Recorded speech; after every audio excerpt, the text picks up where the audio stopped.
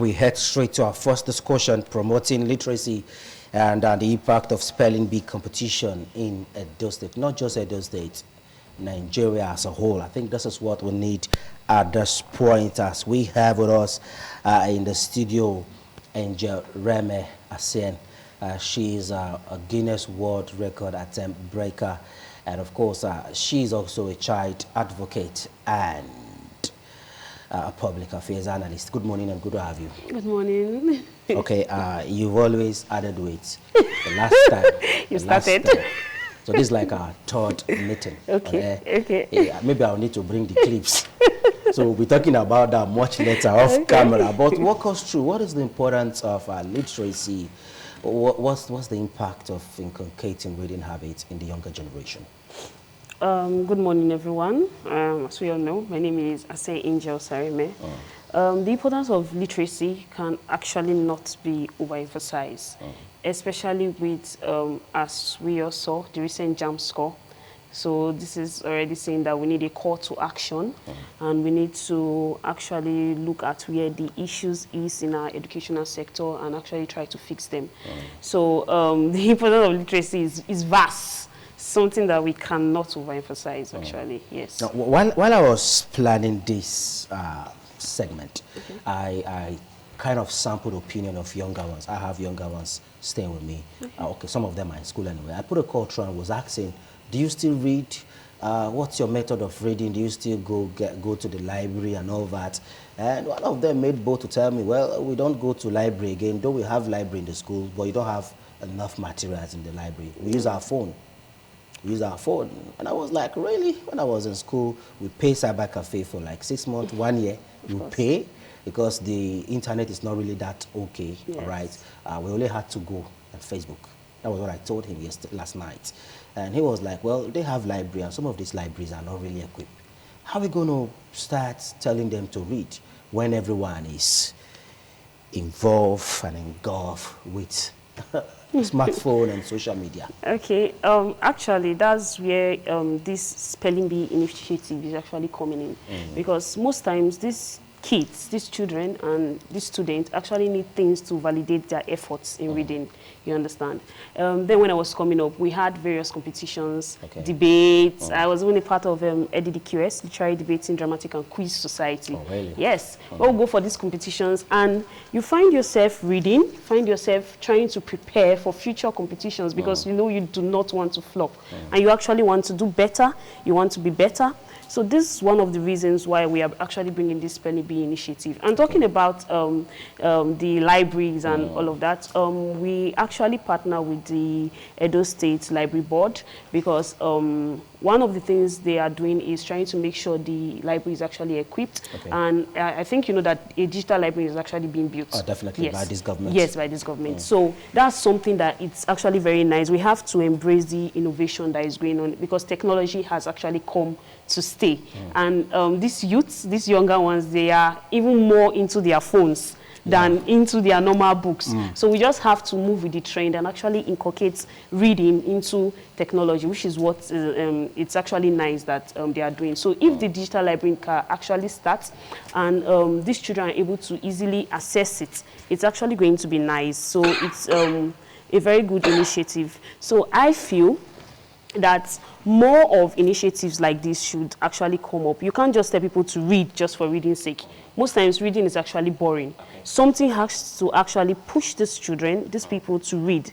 We need to validate their efforts. We need to give them things that, okay, it's like it's a reward kind of thing. Okay, when you read, this is the reward. Everybody keeps saying education is scam. Why is education not a scam? We have to be able to put things in place. People don't just, gone are those days where you just put students in school, they are there, they are done, they go home, they come back, and then they see things happening that people that don't even go to school are making it. Exactly. So what are what are the role models? What are we putting in place for these people? How are we telling them that, okay, this is why you should be doing what you are doing. This is the reason why you are reading. Do you know this person? This person read and so thing happened. So I feel that bringing forth initiative like spelling bee and other kind of initiative, making sure that there are book clubs in schools and the book clubs are actually working, it's one of the best ways to actually encourage these children. You talked about a reward, but let's be real now. Let's be real. I have a personal experience, and back then, we like reading anyway, back then. Okay. I attended an Air Force primary school in Kaduna. I came first, and I was given a silver cup. That cup, I think, is still in that house till now, maybe. Wow. Yeah, silver cup, you know. I was thinking it's money or something inside. But when I got home and unwrapped it, I saw silver cup with cover, nothing inside. Okay. I was like, really? Is this what I get for trekking and ensuring that I do everything to get to this position? I was actually discouraged to an extent, because we've seen other schools where you get things like scholarship, you get financial reward and all that. Now, fast tracked to current days, you don't hear about scholarship again. True. You don't see government supporting students in school. True. Back then, brilliant students automatically get employment. Yes. I know of someone back then, after his high institution, years back, with the back days of yore, he actually got an employment, got an official car and all that for having a first class degree. Exactly. But now, even with your first class, you don't even have job to start with. The economy is not even friendly. Plus your PhD and everything, you still try to jackpot just to make ends meet. How do we strike a balance? Is it not an aberration? It is. It is a very big one at that. This is why we also use the opportunity to call on well-meaning stakeholders in the society, companies. You know, if we are not supporting, we keep saying, there's this popular song then we do sing, parents, listen to your children. We are the leaders of tomorrow. Are we really the leaders? I hope when they see the leaders only tomorrow they've created, they are proud. They are proud about it. We are leading from the back. Exactly. Okay. So now, this is why companies, well-meaning stakeholders, has to partner with initiative like this, because they have the means, right? They have the resource, and they can actually partner with initiative like this to make sure that not just, like you say, cup is actually the prize. Silver cup. Exactly. You know, so now imagine somebody preparing for this spelling bee, and at the end of the day, just like you said, got just a silver cup. We know silver cup is actually nice and all of those things. Of course. Yes, but then it's actually going to be. The person will feel like that is not really enough. Yes, it will be more motivating if, apart from that silver cup, other prizes are actually attached to it, like scholarship and all. I really do not really support the whole monetary thing, because at the end of the day, what is the person using the money to get? I believe that it should be something that is actually supporting their future. Now, do you know that there are a lot of scholarship out there abroad, not in Nigeria, that when you are applying for them, things like this initiative, like what have you done before, what competitions have you won, the kind of questions you are asked, how do you answer those kind of questions, what are you going to put there? I don't know if you get. So it's not just the, like you said, cup that is the prize. You're hammering on this cup now. It's not just the cup that is the prize, you know. Right. So things like that are actually very important. But also we are reaching out to well-meaning stakeholders to actually make sure that that scholarship you mentioned is actually part of the prize we're actually going to be giving. So to be attractive. Yes, exactly. Now, as we are putting all this competition together, let's first of all get it straight. Where did this whole idea came from? You actually tried to attempt to break the longest reading hours in the world, which you actually did fine. Is this idea bedded from that idea? Yes, in a way, it's the baby of that idea. Actually, like we know, I said it last time I was here, the governor supported my foundation with a sum of 10 million for foundation, 10 million to support the Guinness World Record. The foundation is actually ongoing legal registration and all of that. This is actually an initiative under the foundation. Yes. So what we are trying to do is, like we said, encouraging the reading culture. People don't just come up and speak our vocabulary as students. When we read, you know, what are we getting out of these things that we are reading? So we can't just tell them when they want to spell, of course, they're actually going to read. People just read to pass exam. Exactly. People just read to pass. They don't want to actually, they don't read to know, you know. To assimilate. Exactly. How many, then, we do have dictionary. Like you buy your dictionary and you actually go through those ways.